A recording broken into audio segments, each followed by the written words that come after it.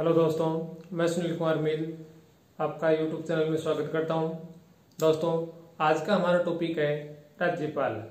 राज्यपाल के बारे में आप अच्छे से जानते हैं, किताबों में बहुत सारा पढ़ा होगा। चौथी पांचवी क्लास से राज्यपाल के बारे में पढ़ना आप शुरू कर देते हैं। देखिए दोस्तों, राज्यपाल की व्यवस्था इस प्रकार की है कि जैसे कि वर्तमान में चूंकि जम्मू कश्मीर जो राज्य था, अब उसको केंद्र शासित प्रदेश का दर्जा दे दिया गया है। अब राज्यों की सूची से हट गया है। अब यानी कि राज्य बच गए 28। अब इन 28 राज्यों में राज्यपाल की व्यवस्था है, ठीक है ना। इन 28 राज्यों में राज्यपाल की व्यवस्था की गई है।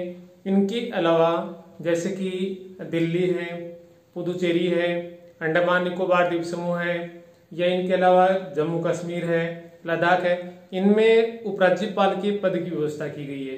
ठीक है, 28 राज्यों में राज्यपाल है, गवर्नर है, और ये जो मैंने राज्य बताए हैं इनमें उपराज्यपाल या डिप्टी जो गवर्नर है उनकी व्यवस्था की गई है। इनके अलावा भी कुछ केंद्र शासित प्रदेश और बच जाते हैं, तो उनमें प्रशासक की व्यवस्था की गई है। इस चीज को आप ध्यान रखें। सब में राज्यपाल नहीं, अलग अलग व्यवस्था की गई है इनकी। ठीक है, राज्यपाल ठीक उसी प्रकार से कार्य करता है जिस प्रकार से केंद्र में राष्ट्रपति कार्य करता है।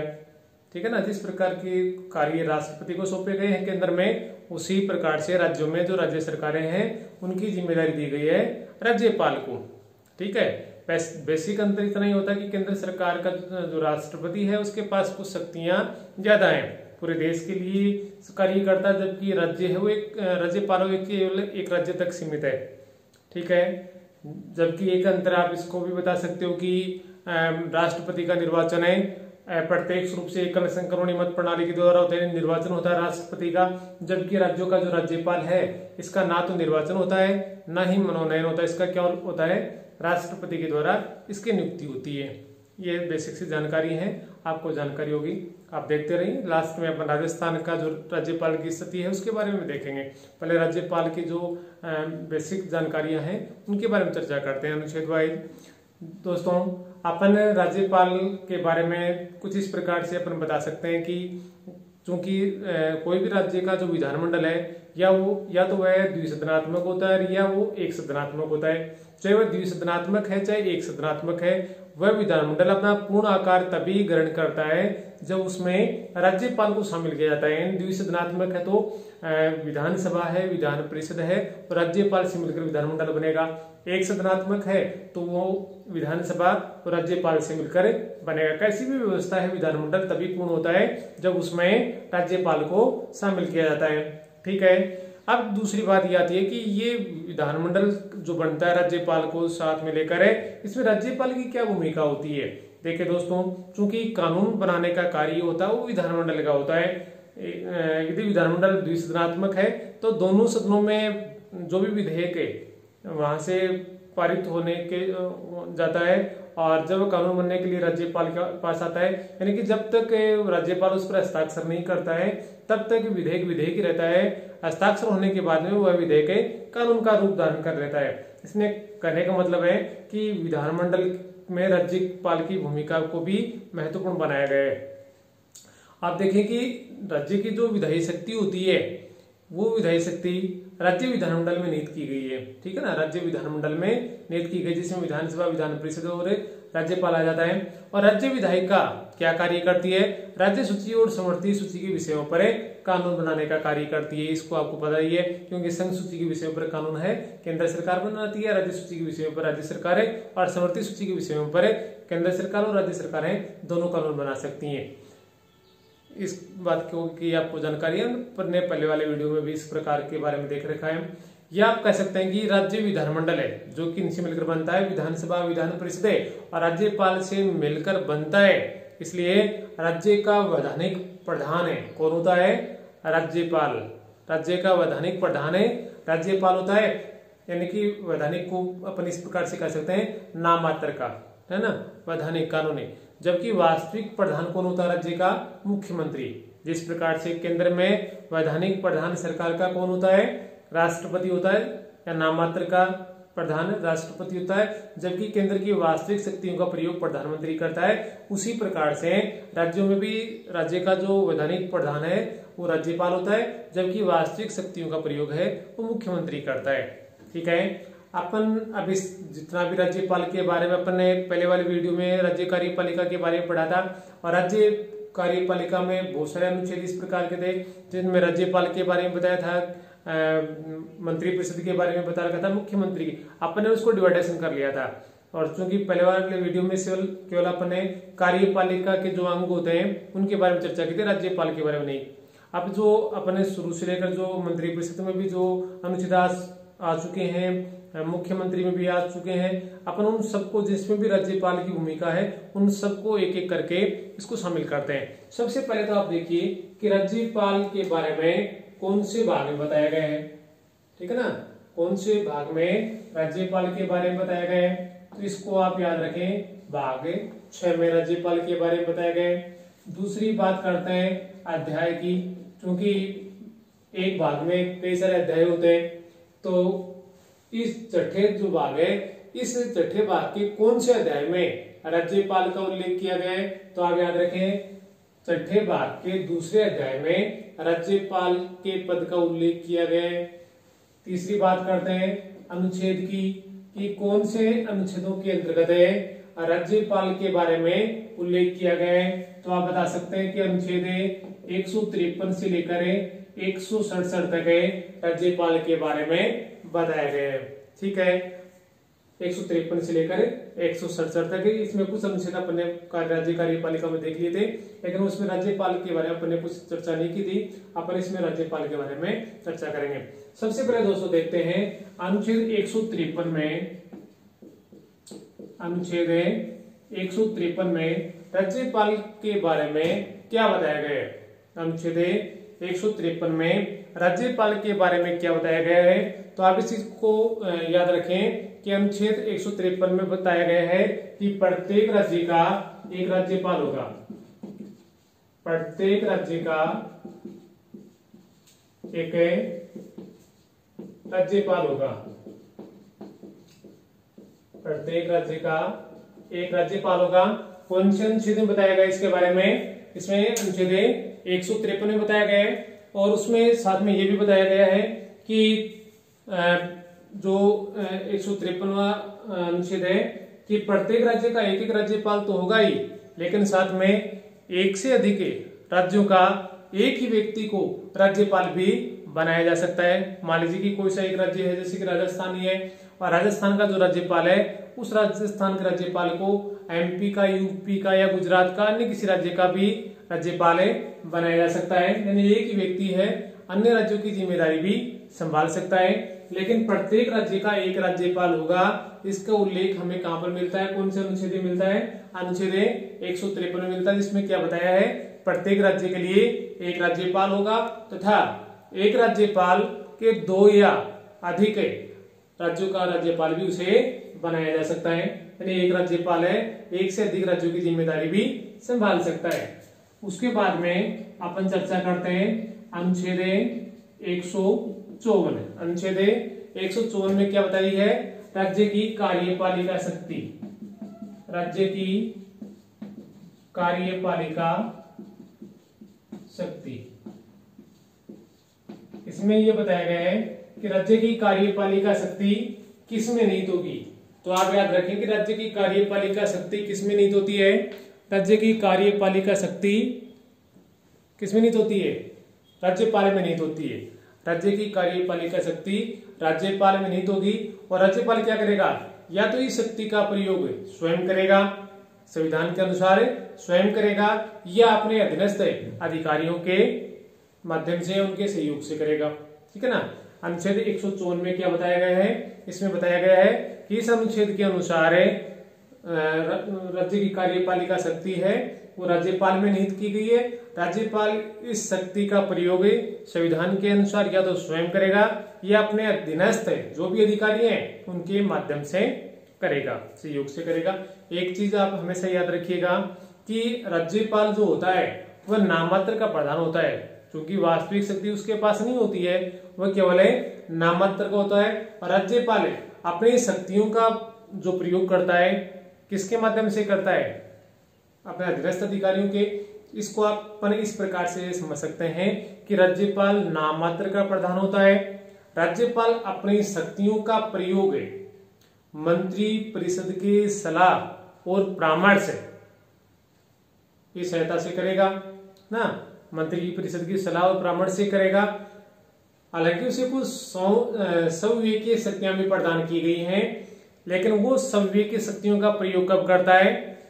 इन शक्तियों का प्रयोग, अपन संविवेकीय शक्तियों का प्रयोग कर रहे हैं, इन संविवेकीय शक्तियों का प्रयोग वह तभी कर सकेगा जब वह संविधि के अंतर्गत कार्य कर रहा हो। ठीक है ना, तो ये बातें अपन बाद में डिस्कस कर लेंगे। इसको आप थोड़ा सा इसको याद रख लीजिएगा कि राज्यपाल अपनी शक्तियों का प्रयोग या तो मंत्री परिषद की सलाह और परामर्श से करेगा। ठीक है ना, हालांकि राज्यपाल को कुछ संविवेकीय शक्तियां प्रदान की गई हैं, लेकिन इन शक्तियों का प्रयोग वह कब करेगा? जब वह संविधि के अंतर्गत कार्य कर रहा हो। तो ये आपको समझ आ गया होगा। उसके बाद हम चलते हैं अनुच्छेद 155 है। अनुच्छेद 155 में क्या बताया गया है? राज्यपाल की नियुक्ति के बारे में बताया गया है कि राज्यपाल की नियुक्ति कैसे होगी, कौन करेगा? तो याद रखें, राज्यपाल की नियुक्ति कौन करता है? राज्यपाल की नियुक्ति राष्ट्रपति करता है। राज्यपाल की नियुक्ति कौन करता है? राष्ट्रपति करता है। और राष्ट्रपति भी किस प्रकार से करेगा? अपने हस्ताक्षर और मुद्रा के द्वारा करेगा। राष्ट्रपति राज्यपाल की नियुक्ति अपने हस्ताक्षर और अपने पदनाम की जो मोहर है उस मोहर का प्रयोग करके राज्यपाल की नियुक्ति करेगा। कौन से अनुच्छेद के अंतर्गत है? अनुच्छेद 155 के अनुसार। ठीक है ना, अब चलते हैं अनुच्छेद 156। सीधा सीधा है, एक एक आर्टिकल से आर्टिकल साथ में चल रहे हैं। राज्यपाल का कार्यकाल। राज्यपाल का कार्यकाल आप याद करने से पहले आप 3 बातों पर जोड़ डालिएगा। 3 बातें आपको दिमाग में याद रहनी आवश्यक है कि राज्यपाल का कार्यकाल कब तक रह सकता है, यानी कब तक अपने पद पर कार्य कर सकता है। पहली बात तो राज्यपाल की नियुक्ति राष्ट्रपति करता है, इसलिए राज्यपाल राष्ट्रपति के प्रसाद पर्यंत अपने पद पर बना रह सकता है। राष्ट्रपति के प्रसाद पर्यंत राज्यपाल अपने पद पर बना रह सकता है, पहली बात। दूसरी बात है, राज्यपाल चाहे तो त्यागपत्र देकर पदमुक्त हो सकता है, यानी कि राज्यपाल त्यागपत्र देकर, किसको त्यागपत्र देगा? नियुक्ति किसने की है? राष्ट्रपति ने, इसलिए त्यागपत्र भी किसको देगा? राष्ट्रपति को। आप यूं कह सकते हैं कि राज्यपाल चाहे तो राष्ट्रपति को अपना त्यागपत्र देकर पदमुक्त भी हो सकता है। ठीक है ना। और एक तीसरी चर्चा और कर लें कि जिस तारीख को राज्यपाल पद धारण करेगा उससे 5 वर्ष तक है। जिस भी तारीख को राज्यपाल अपने पद पर कार्य करना शुरू करेगा, पद ग्रहण करेगा, उससे 5 वर्ष तक अपने पद पर बना रह सकेगा, यानी कि कार्यकाल लगभग 5 वर्ष निर्धारित है।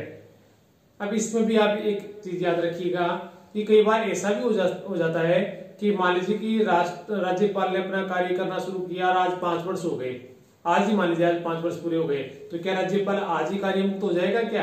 तो देखिए इसके लिए कानून में क्या प्रावधान किया गया है कि राज्यपाल का कार्यकाल समाप्त हो जाने पर भी, मान लीजिए आज समाप्त हो गया, समाप्त हो जाने पर भी वह पद पर बना रह सकेगा। कब तक पद पर बना रह सकेगा? जब तक कि उसका उत्तराधिकारी यानी नया राज्यपाल आकर अपना पद ग्रहण नहीं कर लेता, यानी जब तक नया राज्यपाल पद ग्रहण नहीं करेगा तब तक पहले वाला राज्यपाल है अपने पद पर कार्य करता रहेगा। ठीक है, अब चलते हैं अनुच्छेद 157 में। अनुच्छेद 157 अनुच्छेद 157 क्या बोलता है? ये राज्यपाल की योग्यताएं बताता है कि राज्यपाल में कौन सी योग्यताएं होनी चाहिए। अपन 53, 54, 55, 56, 57 देख लिया, आसान भाषा में सीधी सीधी है।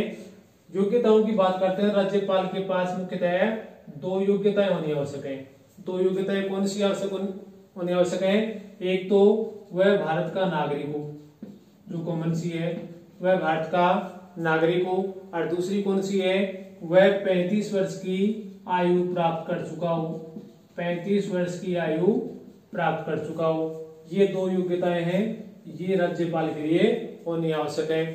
ठीक है ना। इन 2 योग्यताओं के बारे में आप अच्छे से इसको याद रखेंगे। ठीक है ना। ज्यादा योग्यताएं हैं और कुछ नहीं है, 2 योग्यताएं हैं। वो एक तो भारत का नागरिक हो और दूसरी बात है वह 35 वर्ष की आयु प्राप्त कर चुका हो। उसके बाद में अपन चलते हैं अनुच्छेद 158 में। अनुच्छेद 158 में राज्यपाल के लिए कुछ शर्तें दे रखी हैं। अनुच्छेद 158 क्या बोलता है? अनुच्छेद 158, अनुच्छेद 158 है वो राज्यपाल के लिए कुछ शर्तें निर्धारित करता है। राज्यपाल के लिए शर्तें, पद के लिए शर्तें, राज्यपाल बनने के लिए कौन सी शर्तें होनी आवश्यक है? तो देखिए इसमें मुख्यतः अपन 3-4 शर्तों के बारे में चर्चा करेंगे कि जिस भी व्यक्ति को मान लीजिए कि राज्यपाल बनाया जा रहा है वह या तो संसद है या किसी राज्य विधानमंडल का सदस्य नहीं होना चाहिए। जो भी राज्यपाल पद ग्रहण कर रहा है ना तो वह संसद का सदस्य हो और ना ही किसी राज्य के विधानमंडल का सदस्य हो। पहली शर्त तो ये होगी। दूसरी शर्त की बात करें कि इसमें इस प्रकार से बता सकते हो कि राज्यपाल कोई लाभ का पद भी धारण नहीं करेगा।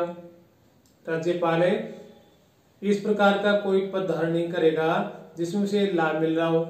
ठीक है ना। तीसरी बात अपन इसमें इस प्रकार से बता सकते हैं कि राज्यपाल वे सब वेतन भत्ते प्राप्त करने का हकदार होगा जो कि कानून के द्वारा निर्धारित किए जाएं। दोबारा सुन लीजिए, राज्यपाल के लिए मुख्यतः 3 शर्तें निर्धारित की गई। अनुच्छेद 158 में क्या बताया गया है कि राज्यपाल संसद या राज्य विधानमंडल का सदस्य नहीं होना चाहिए। मान लीजिए कि ऐसा भी हो सकता है, मान लीजिए कि अगर सदस्य हो तो क्या होगा?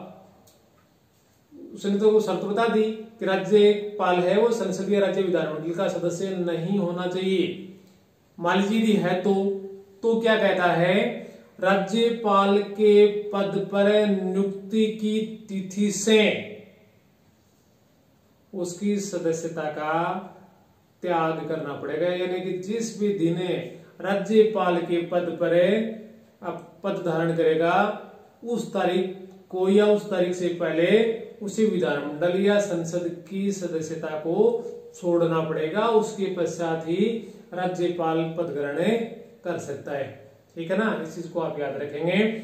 इसके अलावा आपने कौन सी बात की कि राज्यपाल कोई लाभ का पद धारण नहीं करेगा। और तीसरी चर्चा कौन सी की कि राज्यपाल वे सब वेतन भत्ते और सुविधाएं प्राप्त करने का हकदार होगा। सुविधाएं जैसे कि निःशुल्क मकान प्राप्त करने का अधिकार, वाहन सुविधाएं हैं, है ना। इस प्रकार की जो सुविधाएं हैं वो सारी सुविधाएं प्राप्त करने का हकदार होगा जो कि कानून के द्वारा निर्धारित की जाए। मैं आपके लिए थोड़ा सा बता दूं कि जब सबसे पहले राज्यपाल पद का सृजन किया गया था उस समय राज्यपाल के लिए जो वेतन की व्यवस्था की गई थी वो थी 5500 रुपए। प्रारंभ में राज्यपाल का वेतन है वो 5500 रुपया निर्धारित किया गया। यानी कि पहला जो राज्यपाल बना उसको 5500 रुपया वेतन निर्धारित किया गया। लेकिन 1 जनवरी 2016 से इनका वेतन बढ़ाकर 3,50,000 रुपया प्रति माह कर दिया गया। यानी पहला वेतन 5500, वर्तमान वेतन 3,50,000 रुपया प्रति माह इनके लिए वेतन की व्यवस्था की गई है। ये कॉमन सी चीज है, आपको याद रखनी चाहिए। ठीक है ना। आगे चलते हैं अनुच्छेद 159। अनुच्छेद 159 क्या बोलता है? अनुच्छेद 159 इसमें बताया गया है राज्यपाल के द्वारा शपथ। राज्यपाल द्वारा शपथ। क्योंकि राज्यपाल नियुक्त होता है तो उसके लिए कोई विशेष शपथ की व्यवस्था तो नहीं की गई है, लेकिन फिर भी इसमें शपथ लेना आवश्यक होता है। और शपथ दिलाने की जो जिम्मेदारी है वो किसको दी गई है? उच्च न्यायालय के मुख्य न्यायाधीश को। मान लीजिए ऐसा भी हो सकता है कि राज्य का जो उच्च न्यायालय है और उस उच्च न्यायालय का जो मुख्य न्यायाधीश है वो मान लीजिए किसी कारण से अनुपस्थित है, तो ऐसी स्थिति में राज्य का जो उच्च न्यायालय का जो वरिष्ठ न्यायाधीश है वह वरिष्ठ न्यायाधीश है राज्यपाल को पद की शपथ दिलाएगा। ठीक है ना, इस चीज को आप याद रखें। इस प्रकार से आप कह सकते हैं कि राज्य के उच्च न्यायालय का मुख्य न्यायाधीश है या उसकी अनुपस्थिति में उच्च न्यायालय का वरिष्ठ न्यायाधीश है राज्यपाल को कर्तव्य पालन की शपथ दिलाता है, पद की शपथ दिलाता है। ठीक है ना, इतना ही है, पद या कर्तव्य पालन की शपथ है उन्हें दिलाता है। ठीक है, आगे चलते हैं। अनुच्छेद 160, अनुच्छेद 160 में किसकी व्यवस्था की गई है, इसके बारे में बहुत कम पुस्तकों में वर्णन मिलता है। हालांकि कम क्या, अधिकांशतः ये तो कोई बैरेक्ट या संविधान से संबंधित जो लोग हैं वो ही इसके बारे में कुछ बताते हैं कि इसमें क्या बताया गया है कि कुछ आकस्मिकताओं में, इसको आप लिख लें किताब, कुछ आकस्मिकताओं, कुछ, इसको आप अपनी कॉपी में किताब में जहां पर भी इस प्रकार के अनुच्छेद दे रखे हैं वहां पर आप लिख लीजिए, कुछ आकस्मिकताओं में राज्यपाल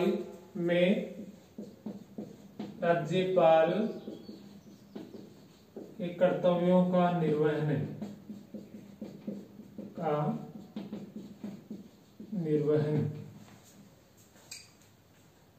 ठीक है ना, इसको आप निर्वहन, कुछ आकस्मिकताओं में राज्यपाल के कर्तव्यों का निर्वहन, यह अनुच्छेद 160 में दिया गया है।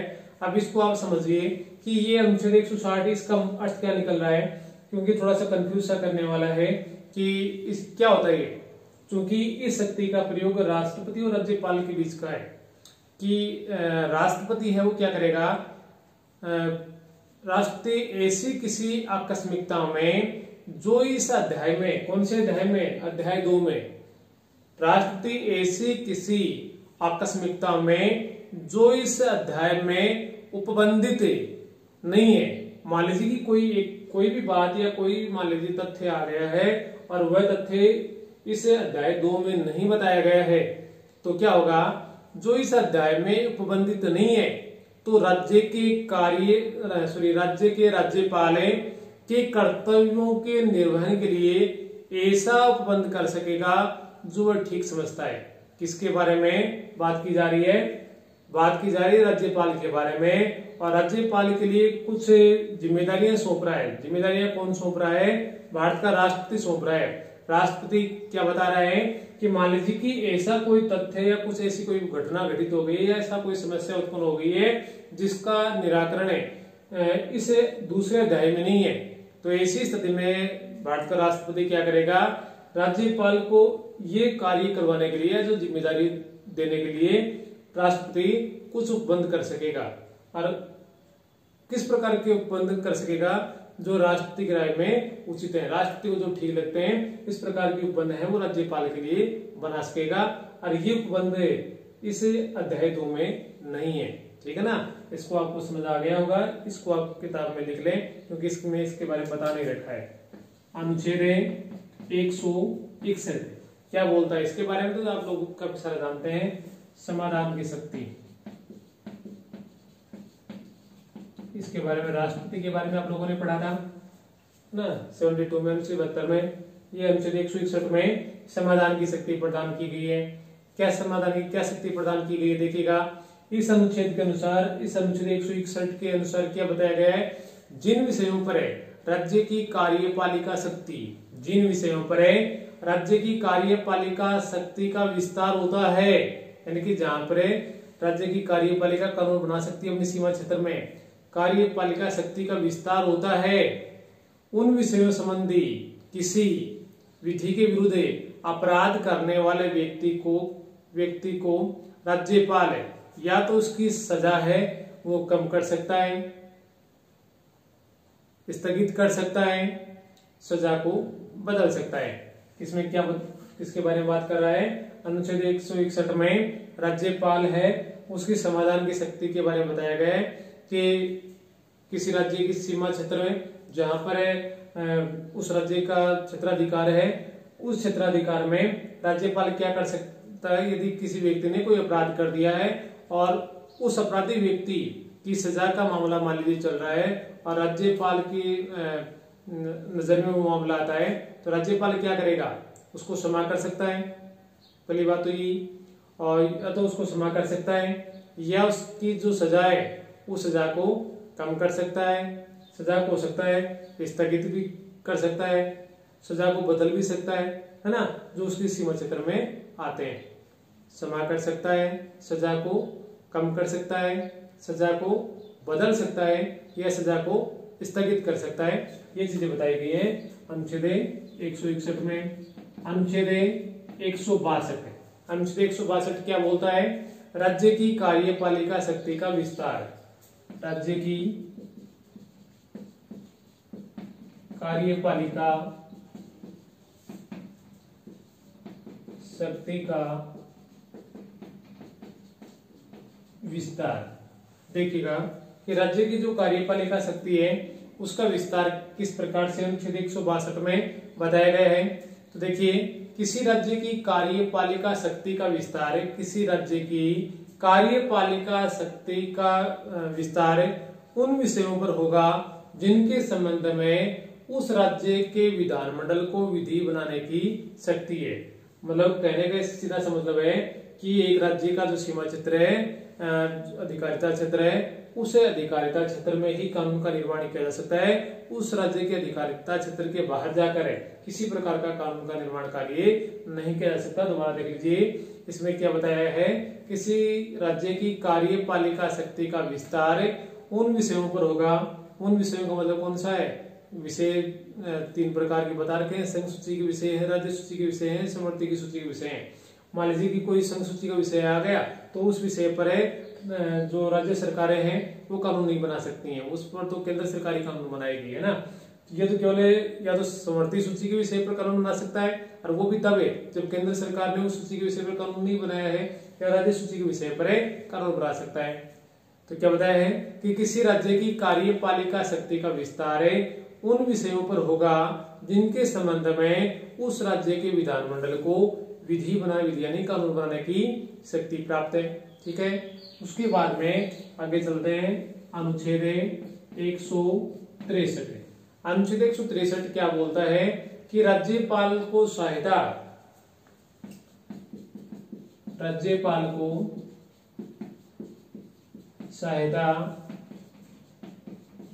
और परामर्श।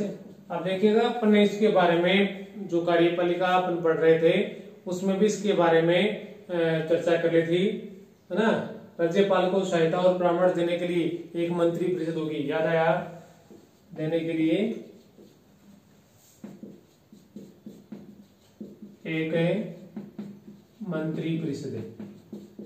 इसके बारे में अपन चर्चा कर ली थी कि राज्यपाल को सहायता और परामर्श देने के लिए एक मंत्री परिषद होगी, और यह मंत्री परिषद की सहायता और परामर्श के द्वारा राज्यपाल अपना निर्णय करेगा। ठीक है ना, क्योंकि नामात्र का राज्यपाल, तो वास्तविक शक्तियों का प्रयोग तो मंत्री परिषद ही करती है। इसलिए इसमें ये प्रावधान बना दिया गया कि राज्यपाल को सहायता परामर्श देने का कार्य है वो कौन करेगा, मंत्री परिषद करता है। ठीक है, आगे चलती है अनुच्छेद 164 में।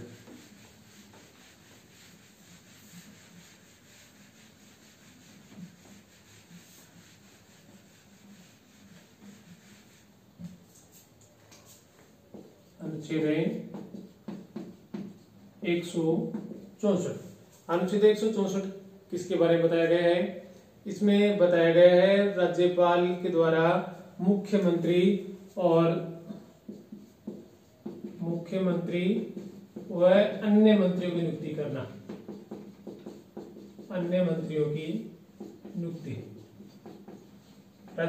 मुख्यमंत्री की नियुक्ति कौन करता है, राज्यपाल करता है, और अन्य मंत्रियों की नियुक्ति कौन करता है, मुख्यमंत्री के परामर्श से राज्यपाल करता है। यानी कि मुख्यमंत्री की नियुक्ति राज्यपाल करेगा और अन्य सभी प्रकार के मंत्रियों की नियुक्ति भी राज्यपाल करता है। कौन से अनुच्छेद के तहत, 164 के द्वारा। इसमें भी अपन ने पढ़ लिया था, राज्यपाल मुख्यमंत्री व अन्य मंत्रियों की नियुक्ति करेगा, और मंत्री क्या करेंगे, राज्यपाल के प्रसाद पर्यंत अपने पद पर बने रह सकेंगे। प्रसाद पर्यंत तक बने रह सके मतलब है जब तक मुख्यमंत्री राज्यपाल को मंत्री परिषद पर विश्वास प्राप्त है तब तक मंत्री परिषद या मंत्री पद पर कार्य कर सकेंगे। जैसे विधानसभा में उनको अविश्वास मत यदि हासिल नहीं हो पाता है तो उन्हें पद से हटाया जा सकता है। तो कहने का सीधा सा मतलब है कि मुख्यमंत्री और जो अन्य मंत्री हैं उनकी नियुक्ति है राज्यपाल करता है और राज्यपाल के प्रसाद पर्यंत ये पद बने रह सकते हैं। उसके बाद में आता है अनुच्छेद 165। इसमें बताया गया है महाधिवक्ता के बारे में।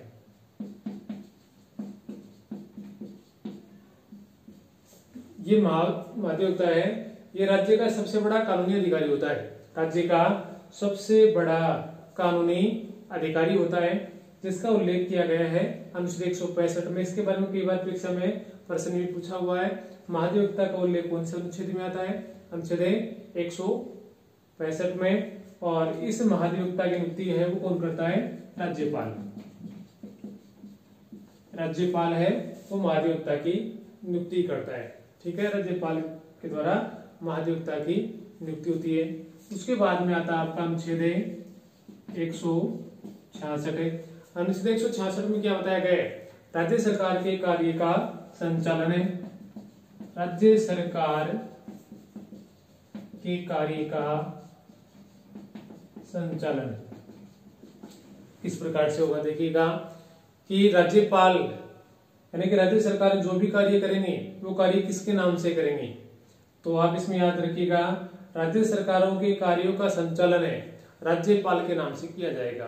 ठीक है ना, राज्य सरकारों के कार्य का संचालन है राज्यपाल के नाम से किया जाएगा।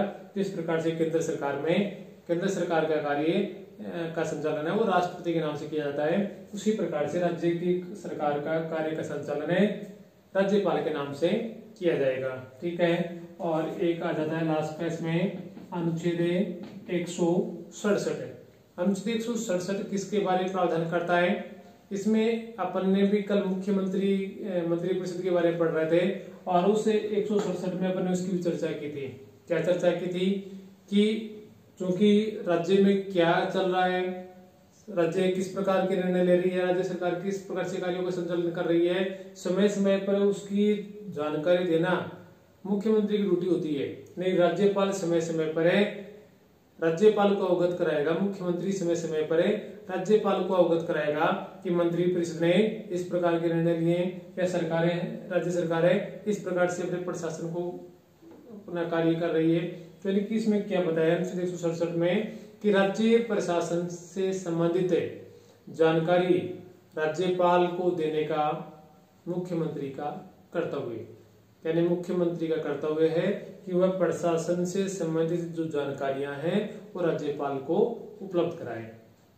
ठीक है ना, ये आ गया। अच्छा, एक और आता है इसमें परीक्षा में कई बार प्रश्न पूछा जाता है, जैसे कि राष्ट्रपति की एक अनुच्छेद 123 की है, अनुच्छेद 123 में अध्यादेश जारी करने की शक्ति है ना, अपन ने पढ़ा था राष्ट्रपति में। क्या ऐसी शक्ति राज्यों को भी दी गई है? क्या राज्यपाल को भी दी गई होगी? तो आप इसमें याद रखिएगा अनुच्छेद 213(1), अनुच्छेद 213(1) अध्यादेश जारी करने की शक्ति, अध्यादेश जारी करने की शक्ति, ये 167 मुख्यमंत्री का कर्तव्य आ गया, का कर्तव्य। 213(1) में क्या अध्यादेश जारी करने की शक्ति? अध्यादेश में क्या होता है, जो मान लीजिए किसी राज्य का जो विधानमंडल है उसमें सत्तर नहीं चल रहा हो, राज्य के विधानमंडल में सत्तर नहीं चल रहा हो और कोई कानून बनाना आवश्यक हो जाए, तो ऐसी स्थिति में कानून कैसे बनेगा? तो इस अनुच्छेद 213(1) में ये प्रावधान किया गया है, यदि किसी राज्य का विधानमंडल का सत्तर नहीं चल रहा हो और कानून बनाना आवश्यक हो जाए, तो ऐसी स्थिति में राज्यपाल एक अध्यादेश जारी कर सकता है। यह अध्यादेश अगला सत्र प्रारंभ होने के 6 सप्ताह तक चलता रहेगा। इस दौरान या तो राज्य का विधानमंडल उस विषय से संबंधित कानून का निर्माण कर ले या 6 सप्ताह के पश्चात वह अध्यादेश स्वतः ही समाप्त हो जाता है। ऐसा उल्लेख किया गया अनुच्छेद 213(1) में। इस प्रकार से यह अनुच्छेद 153 से लेकर 167 में भाग 6 में और इस छठे भाग के दूसरे अध्याय में राज्यपाल के बारे में उल्लेख किया गया है। अपन थोड़ा सा राजस्थान चूंकि से संबंधित है और राजस्थान के बारे में बहुत सारे राज्यपाल से संबंधित प्रश्न भी पूछे जाते हैं। 2005 इस प्रकार के प्रश्न बनते हैं कि राज्यपाल की व्यवस्था, राज्यपाल पद की व्यवस्था कब हुई, राज्यपाल से पहले के पद किस प्रकार से हुआ करते थे, तो वो चीजें हैं अपन इसमें देखिएगा। जब राजस्थान का एकीकरण का कार्य चल रहा था 1948 में, तो और चूंकि 1956 तक राज्य का एकीकरण का कार्य पूर्ण हुआ था, तो जब एकीकरण का कार्य चल रहा था तो उस समय सबसे पहले एक राज प्रमुख का पद का सृजन किया गया था। राज प्रमुख के पद का सृजन किया गया, ठीक है। ये जो राज प्रमुख है ये एक प्रकार से राज्यपाल के रूप में ही कार्य कर रहा था। इस जो राज प्रमुख है, इस राजस्थान का एकीकरण के दौरान इस राज प्रमुख बनाया गया था, ठीक है ना। अभी आप ये चीज इसको याद कीजिएगा कि ये जो पहला राज प्रमुख बना था अपना, ये कब बना था? जब राजस्थान दिवस मनाते हैं, कब मनाते हैं? राजस्थान दिवस है 30 मार्च को, 30 मार्च 1949 को राजस्थान का पहला और अंतिम राज प्रमुख बनाया गया। किसको बनाया गया? अपन ने बनाया सवाई मानसिंह को। सवाई मानसिंह जयपुर से संबंधित हैं। सवाई मानसिंह ये पहले, सवाई मानसिंह ये पहले राज प्रमुख थे, पहले भी हैं और अंतिम भी हैं, ठीक है ना। इससे पहले किसी को नहीं बनाया गया, इनके बाद भी किसी को नहीं बनाया गया, ये राज प्रमुख बनाए गए। ये उस समय की बात है जब राजस्थान में एकीकरण का कार्य चल रहा था। राजस्थान में एकीकरण का जो कार्य 7 चरणों में हुआ था, ठीक है। तो ये सवाई मानसिंह है राजस्थान के राज प्रमुख बना दिए गए। जब राजस्थान में 1 नवंबर 1956 को एकीकरण का कार्य पूर्ण हो गया। 1 नवंबर 1956 को एकीकरण का कार्य पूर्ण हो गया, तो इस राज प्रमुख जो पद है, इस राज प्रमुख के पद को समाप्त कर दिया गया और इसके स्थान पर राज्यपाल के पद सृजित किया गया, ठीक है ना। इस राज प्रमुख का पद समाप्त हो गया और उसके स्थान पर राज्यपाल का पद सृजित हुआ।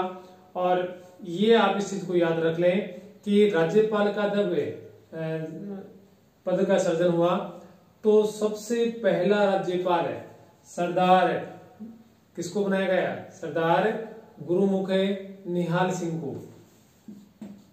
सरदार गुरुमुख निहाल सिंह को, ये राजस्थान के प्रथम राज्यपाल थे, ठीक है। राजस्थान के प्रथम राज्यपाल वर्तमान में कौन है? कलराज मिश्र है। वर्तमान में कलराज मिश्र है।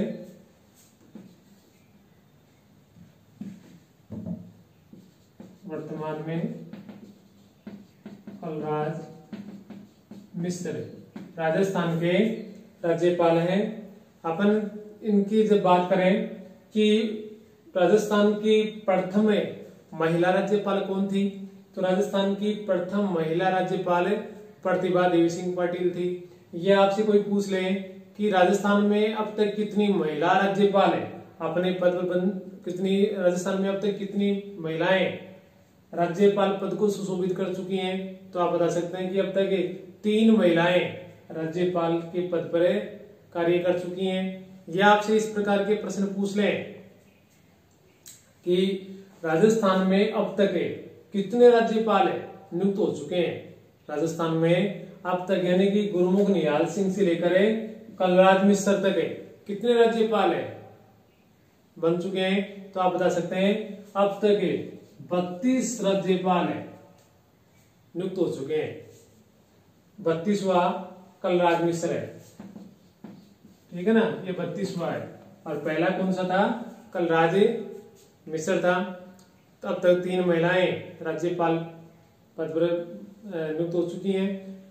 भारत की प्रथम महिला राज्यपाल सरोजिनी नायडू थी, जो कि उत्तर प्रदेश की राज्यपाल बनाई गई थी। या आप थोड़ा सा कोड देख लें कि अब तक राजस्थान में 4 बार आपातकाल लागू हो चुका है अनुच्छेद 356 के तहत। तो ये परीक्षा में मैं कल पेपर देख रहा था तो कई सारे प्रश्न पूछ रखे थे इसमें, और मुझे लगा कि बताने चाहिए क्योंकि अभी ध्यान में था, अभी दिमाग से निकल जाएगा। तो आप देखिए अब तक कब कब इसमें आपातकाल लागू हुए। एक 1967 में हुआ, एक 1977 में हुआ, एक 1980 में हुआ, एक 1992 में हुआ। 1967, 1977, 1980 और 1992। 1967 में जब आपातकाल लागू हुआ उस समय वहां का मुख्यमंत्री कौन था? मोहनलाल सुखाड़िया। मोहनलाल सुखाड़िया, इस चीज को आप याद रख लें। दूसरा, जब 1977 में आपातकाल लागू हुआ उस समय भैरव सिंह शेखावत है, इसको भी आप याद रखिएगा। भैरव सिंह शेखावत उस समय मुख्यमंत्री थे। 1980 में उस समय मुख्यमंत्री हरदेव जोशी थे, और 1992 में था उस समय भैरव सिंह थे। शेखावत उस समय राजस्थान के मुख्यमंत्री थे। इस चीज को आप याद रखें। एक छोटी सी बात मैं आपको और बताऊंगा। सबसे जो